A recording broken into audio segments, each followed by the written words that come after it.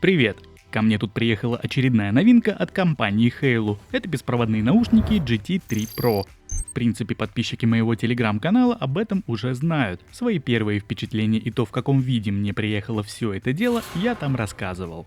Вообще, по-хорошему, новинкой данные наушники назвать можно с большим таким натягом. Ведь перед нами не что иное, как модель GT3 с гибридной системой драйверов. На этот раз в каждый наушник поместили по одному динамическому и одному арматурному излучателю, что в теории должно повысить качество звучания. А вот получилось ли у Hailu этого добиться, я и расскажу в сегодняшнем ролике.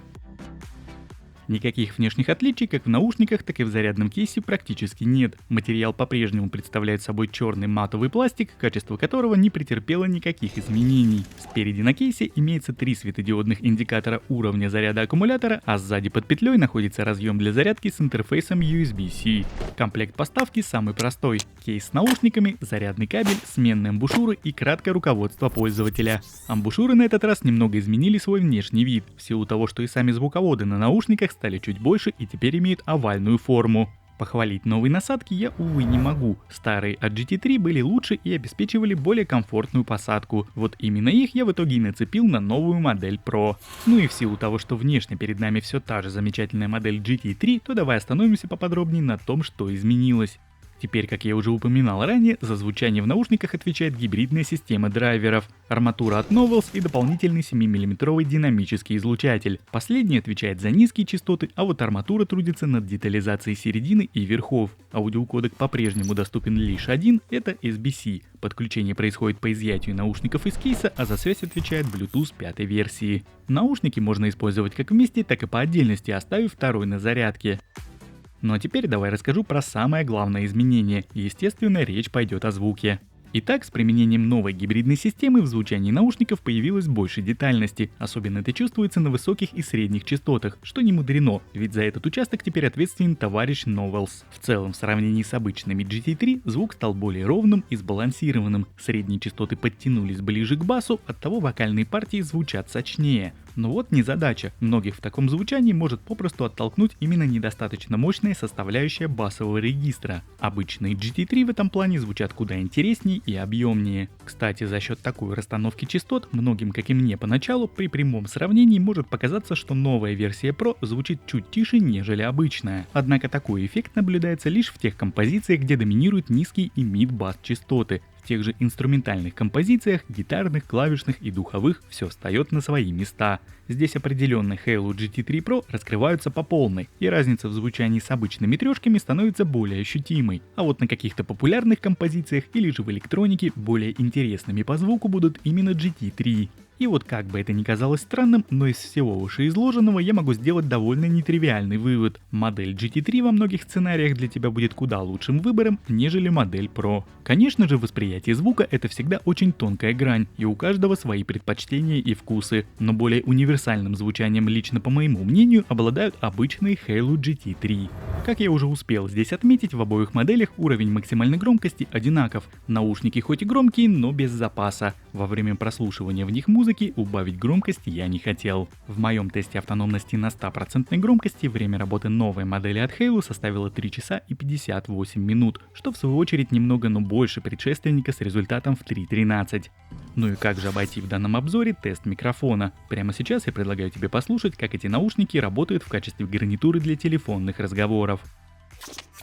Проверяем работу микрофонов в наушниках Hailu GT3 Pro. Вот таким образом они звучат в закрытой машине. Я сейчас по традиции открываю окна. Вниз это задувается с двух сторон ветер. И, собственно, слушаем, как отрабатывают шумодалы при таком сценарии использования. Если ты, допустим, будешь с кем-то разговаривать по вот этим вот наушникам летом с открытыми окнами настежь, ну и вот так вот это все будет происходить. Тебя вот так вот будет слушать собеседник. Вот как-то так все работает. Собственно, можно сравнить с моделью Hailu GT3 с обычными. Есть улучшения по микрофонам, потому как звук немного они поменяли. Ну и по традиции второй тест с печкой. Я сейчас выкручиваю ее на максимум, она потихонечку набирает обороты, и уже буквально через, наверное, секунд 5 у меня в салоне будет стоять очень сильный шум, вот такой вот. Я сейчас вот так вот здесь шум в машине.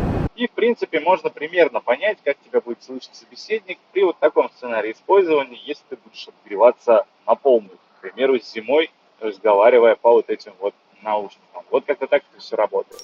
Проверяем работу микрофонов в наушниках Halo GT3 Pro. Сегодня такая прекрасная погода, ветра практически нет.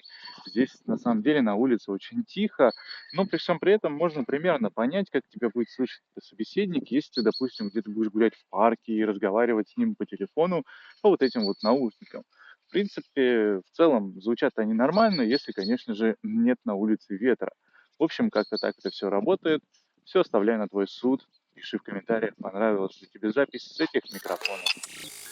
Управление функциями мультимедиа, как и в младшей модели, здесь сенсорное. Одинарное касание запускает трек или ставит его на паузу, а во время телефонного звонка по данному действию можно ответить на вызов или положить трубку. По двойному тапу можно переключать треки. На правом наушнике вперед, на левом назад. А вот управление громкостью и датчиков автопаузы в наушниках нет. Таких опций, несмотря на гордую приставку Pro в названии, производитель не прикрутил. В силу того, что в наушниках отсутствует специальный игровой режим, новая модель Pro справляется с передачей звука в таком сценарии довольно посредственно. Конечно же, если без фанатизма, то в PUBG Mobile поиграть вполне можно. Мой результат по задержке в этой игре составил 320-360 миллисекунд. В принципе, нечто похожее тебя ожидает и в Call of Duty Mobile. Здесь в зависимости от выбранного оружия отставание звука составило 320-400 миллисекунд, что в целом по результатам вполне сопоставимо с обычной третьей моделью.